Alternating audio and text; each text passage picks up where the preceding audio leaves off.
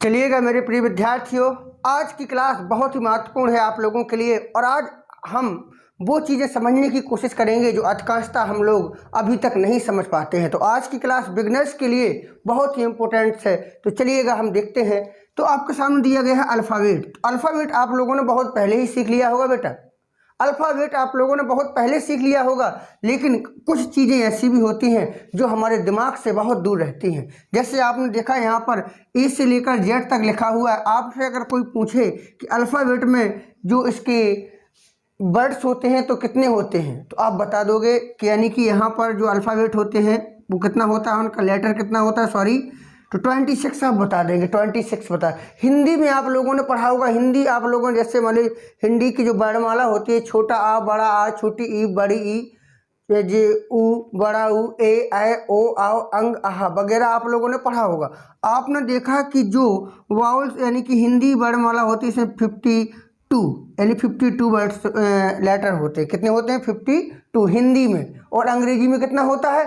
अंग्रेजी में होता है 26। ठीक है, जस्ट यानी कि डबल, जस्ट डबल होते हैं। लेकिन बेटा आप लोगों ने एक चीज़ और हिंदी में देखी होगी, हिंदी में जो स्वर होते हैं वो बिल्कुल क्रम अनुसार रहते हैं। आ से लेके आहा तक, आ से लेके आहा तक स्वर होते हैं हिंदी में।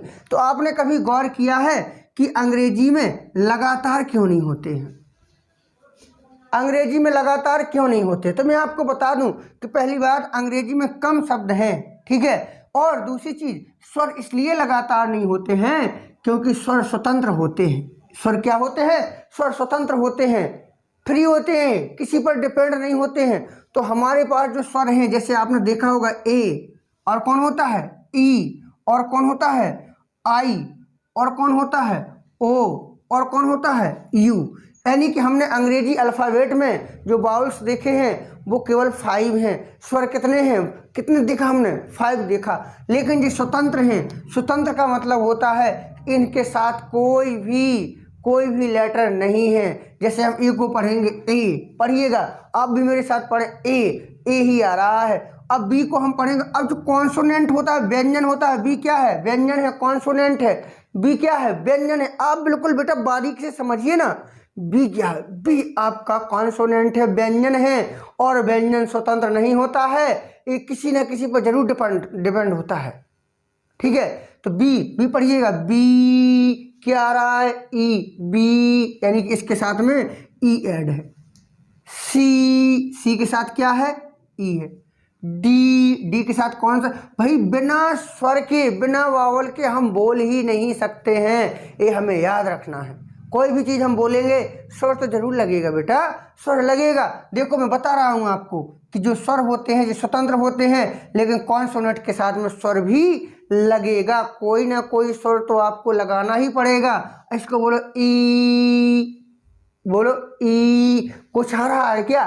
कुछ आ रहा है क्या? नहीं आ रहा है ना? आप भी बोलिए ई के साथ ई आ रहा है, ई लिखा है।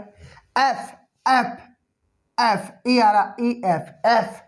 जी के साथ क्या आ रहा? ई। एच के साथ क्या आ रहा? ई। आई तो आय, इसको आय पढ़ते हैं। फिर ई नहीं बोलेंगे इसको कि आ ई। आई कैसे पढ़ते हैं? आ ई, आई।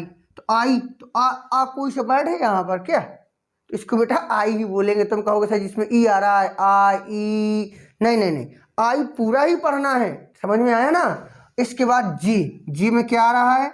ए। की में क्या आ रहा है? ए। एल में एल, एम में M, N E N.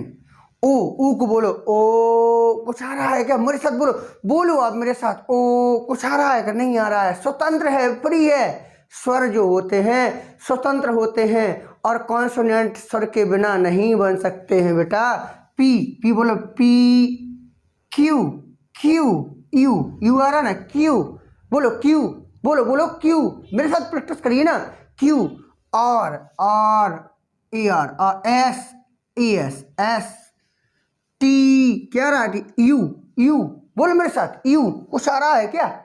You कोई स्वर वगैरह बाउल्स वगैरह आ रहा है क्या? यू नहीं आ रहा। वी डब्ल्यू मतलब डबल यू, डब्ल्यू यानी यू आ रहा है इसमें, W. X Y E Z A Z. तो बेटा हमने पढ़ा कि जो स्वर होते हैं स्वर स्वतंत्र होते हैं और जो कॉन्सोनेंट होते हैं यानी कि व्यंजन होते हैं ये किसी न किसी पर जरूर डिपेंड होते हैं, इसलिए लगातार नहीं होते हिंदी की तरह। हिंदी में लगातार स्वर होते हैं और अंग्रेजी में लगातार स्वर नहीं होते हैं। हमने ये समझा है और बिल्कुल शुरुआत से क्लास है, सभी लोगों को जरूर बता दें कि शुरुआत से क्लास शुरू हो गई है। चलिएगा, धन्यवाद।